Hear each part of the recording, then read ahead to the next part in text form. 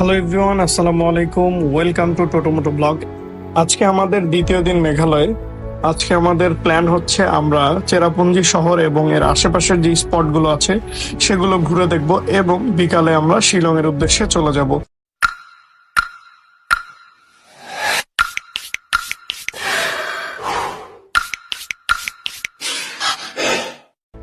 Welcome to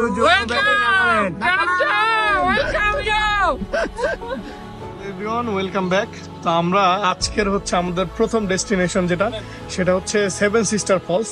আর আমরা এখন চলে আসছে হচ্ছে সেভেন সিস্টার ফলসে। এই যে দেখেন, এই হচ্ছে সেভেন সিস্টার ফলসের ভিউ। আর এই হচ্ছে আমাদের আরেক ভাইদের গ্রুপ।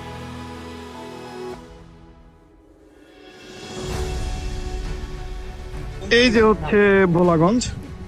মানে আমরা বাংলাদেশিরা জাস্ট মিস করে ফেলতেছি। মানে এই সামনের এই মাঝখানের পাহাড়টা না থাকলেই হয়তোবা আমরা এই মানে সেভেন সিস্টার ফলস আমরা বাংলাদেশ থেকে দেখতে পারতাম। তো এখন আমরা আছি হচ্ছে আমাদের যে ভোলাগঞ্জ সাদা পাথর। ওই যে নৌকা চলতেছে, আর এইটা হচ্ছে আমাদের ভোলাগঞ্জের মেইন পয়েন্ট। নীল নীল টিন দেখা যাচ্ছে। আর এই যে সামনে এইটা হচ্ছে গাড়ি পার্কিং এর জায়গা। তো ইন্ডিয়া এসে আসলে বাংলাদেশের ভিউ দেখতে অন্যরকম ভালো লাগতেছে। আর এই যে সবাই মোটামুটি আমরা রেডি, আমরা এখন চলে যাবো। এখানে আর তেমন কিছু দেখার নেই। এরপর হচ্ছে আমরা একটা ওয়াটারফলসে যাব। এই হচ্ছে সেই ঝর্ণা, মানে খুবই সুন্দর ঝর্ণাটা। প্লাস হচ্ছে এই যে দেখেন, এইটার নিচের অংশে হচ্ছে এটা, মানে এই ঝর্ণাটা যখন পুরোপুরি হয় তখন কিন্তু এই যে এটা দেখতেছেন ব্রিজটা, এই ব্রিজটা পুরা মানে বৃষ্টির মতো এই ব্রিজের উপরে পানি পড়তে থাকে।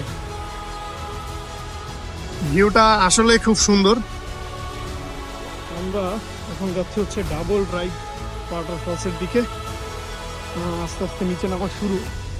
আর একটা মজার বিষয় হচ্ছে আমাদের বাংলাদেশের ঝর্ণাগুলোতে আমাদের ওয়াটারফলসে যাইতে হলে একটু বেশি ট্রেকিং করতে হয়, বাট মেঘালয়ের দিকে সেই তুলনায় কিছুটা কম। ডাবল ড্রাইভ ওয়াটারফলস, এইখানে আমরা গোসল করব। জায়গাটা পরিষ্কার আর হচ্ছে হয়তোবা ঝামেলাও কম, সেই জন্য এখানে আমাদের ড্রাইভার বললো এখানে গোসল করতে পারবেন আপনারা। পানিটা আসলেই অনেক পরিষ্কার, একদম নিট অ্যান্ড ক্লিন। এই যে ও পানির কালার দেখছেন ভাই? ওরে ভাই,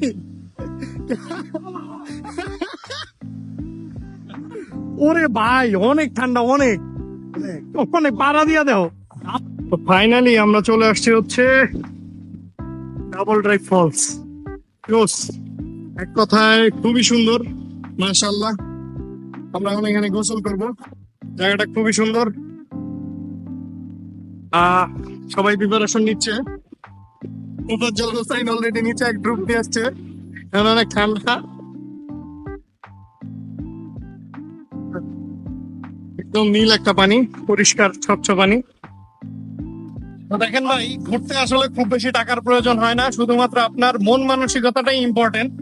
আমরা এই যে এত সুন্দর সুন্দর ঝর্ণায় ঘুরতেছি, এইখানে আমাদের এইবার ট্রিপে বাজেট হচ্ছে মাত্র 10 থেকে 12 হাজার টাকা। ঠিক আছে, এর মধ্যে ইনশাল্লাহ আমরা এই মেঘালয় ট্যুর করে তারপরে ইনশাল্লাহ আমরা বাসায় চলে যাব। তো সবাইকে বলবো যে দেখেন, আসলে ঘুরতে চাইলে আপনি জাস্ট সিদ্ধান্ত নিন আর ঘুরুন। আমাদের গোসল প্রায় শেষ। এখন আমরা এখান থেকে উঠে চলে যাব হচ্ছে নিচে। নিচে আরেকটু জায়গা আছে, ওইখানে একটু ডুব দিব, তারপরে আমরা চলে যাব শিলং এর দিকে। এটা ছিল হচ্ছে ডাবল ড্রাইভ ওয়াটারফলস। খুবই সুন্দর একটা ঝর্ণা আর পানি খুবই ঠান্ডা। ওয়েলকাম টু তো এখন আমরা আছি হচ্ছে জুকো ভ্যালিতে। না, আসলে আমরা এখন জুকো ভ্যালিতে না, আমরা আছি হচ্ছে চেরাপুঞ্জিতে। আর চেরাপুঞ্জিতে একটা ভিউ পয়েন্ট পাইছি, যেখানে হচ্ছে একদম পুরাটাই আপনার কাছে মনে হবে আপনি হচ্ছে নাগাল্যান্ডের জুকো ভ্যালিতে আসছেন। মানে অসাধারণ একটা ভিউ, আর প্লেসটাও খুব সুন্দর। আমরা সামনের দিকে যাই আর হচ্ছে আপনাদেরকে একটু ভিউ দেখাই। এই জায়গাটা মানে আমরা উপর থেকে দেখছিলাম যে এত সুন্দর লাগতেছিল, বলার মতো না। সেজন্য আসলে লোভ সামলাতে পারলাম না, চলে আসলাম পাহাড়ের ভিতরে। আর আমরা এখন এদিকে ট্রেকিং করতেছি। ওই যে হচ্ছে সবাই সামনে যাচ্ছে আর আমি পেছনে।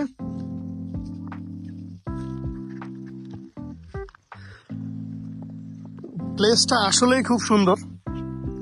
আপনারা যারা হচ্ছে নাগাল্যান্ডের শুধুমাত্র জুকো ভ্যালি দেখতে যেতে চান তাদেরকে বলবো আপনারা চাইলে এই চেরাপুঞ্জির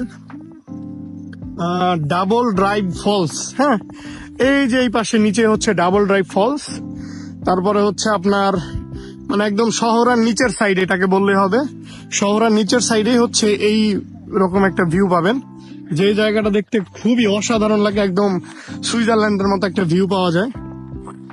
আপনারা চাইলে আসতে পারেন, চেরাপুঞ্জিতেই পাবেন এইরকম একটা ভিউ, যেটা হচ্ছে আপনার শুধুমাত্র কষ্ট করে নাগাল্যান্ড গিয়ে দেখতে হবে না।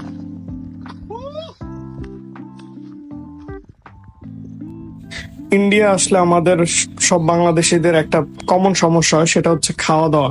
আমরা খাওয়া দাওয়া কোথায় করব?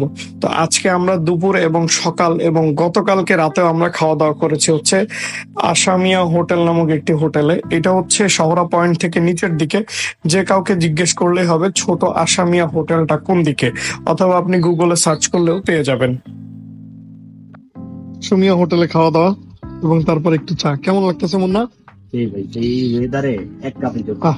মানে ওয়েদারটা দেখেন, অলরেডি ওই যে সামনে হচ্ছে মেঘ চলে আসছে, এই যে আমাদের গাড়ি, আর আমরা হচ্ছে এখন খাওয়া দাওয়ার পরে ডেজার্ট হিসেবে চা খাচ্ছি।